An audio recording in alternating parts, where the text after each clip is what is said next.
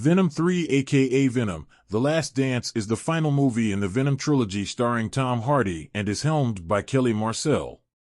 Along with Hardy, the movie stars Chiwetel Ejiofor, Juno Temple, Rhys Ifans, Clark Backo, Stephen Graham and Andy Serkis. Released in October 2024, it picks up after the events of Venom, Let There Be Carnage. Eddie and Venom are back in their world, but they are being hunted by the feds for allegedly killing Detective Patrick Mulligan. Meanwhile, Area 51's Imperium program has been studying symbiotes and learns that the creator of symbiotes, Null, plans to escape and destroy everything with the help of the Codex. And who has the Codex? Why, Eddie and Venom, of course. So, along with the feds and Imperium special forces, Null's alien lackeys, the Xenophages are after our duo as well. Will they survive, or will this be their last dance?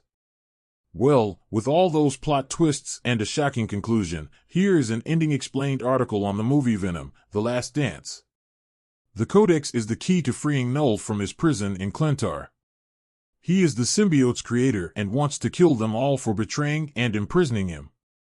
At the moment, there is only one Codex which is activated when Venom saves Eddie's life and their separate life forces become one. Null creates and sends Xenophages to look for it all over the universe. The one that arrives on Earth is able to trace it since it can see the Codex when Venom completely possesses Eddie in his full symbiote form.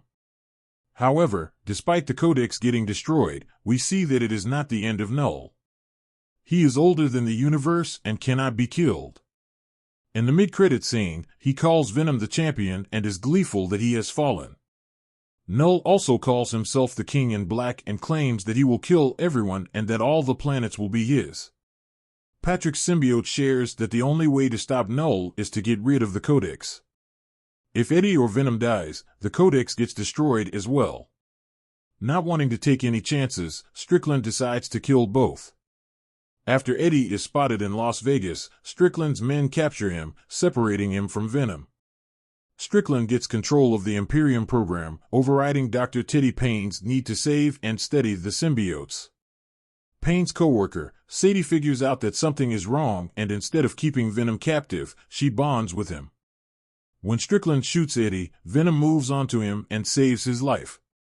However, he is in his complete symbiote form, which signals the Xenophage, which instantly arrives. Patrick's symbiote is barely able to hold it back before Venom tells Sadie to release all the symbiotes. The symbiotes bond with the humans nearby, including Sadie, who bonds with Lasher, and hold back the Xenophage while Eddie tries to escape.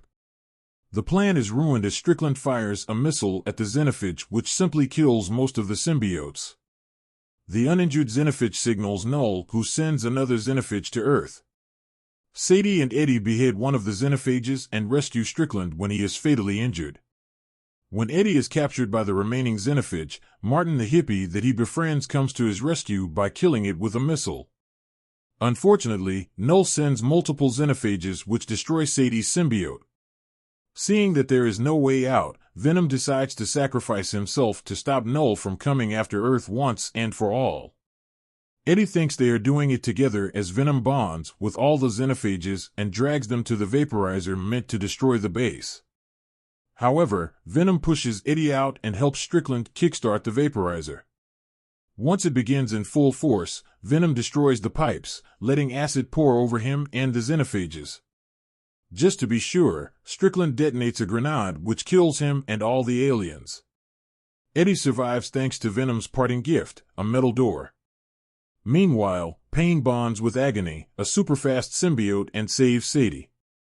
Martin's family survives as well as they speed away in their van. Venom seemingly dies when he destroys the Xenophages. When Eddie wakes up, he is pardoned for his efforts to get rid of the Xenophages, which means Venom is dead as well. However, not all of Venom is destroyed according to the second end credit scene. Remember the Mexican bartender from the beginning of the movie who is taken to the base by Strickland? Well, he is seen escaping in the post-credit scene. Along with him, we see a black cockroach crawling around and a broken vial is next to it.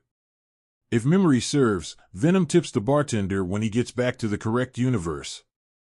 And the coin is stuck to the bar with Venom's trace, which Strickland describes as viral shedding. One theory suggests that Venom can return in the form of the shed symbiote Trace, which has bonded with the cockroach. Another theory claims that the Trace will create a new symbiote altogether. Chiwetel Ejiofor plays both characters and they originate from Marvel Comics. However, they are not the same person or set in the same universe. Carl Mordo is last seen in Doctor Strange and is part of the MCU, while Strickland is part of Sony's universe. Similarly, Rhys Ifans also plays two Marvel characters, Martin, the hippie dad in Venom, The Last Dance, and Dr. Connors, the lizard in The Amazing Spider-Man. And like Ejiofor, Ifans' characters are in no way related, though both of them are part of Sony's Spider-Man franchise.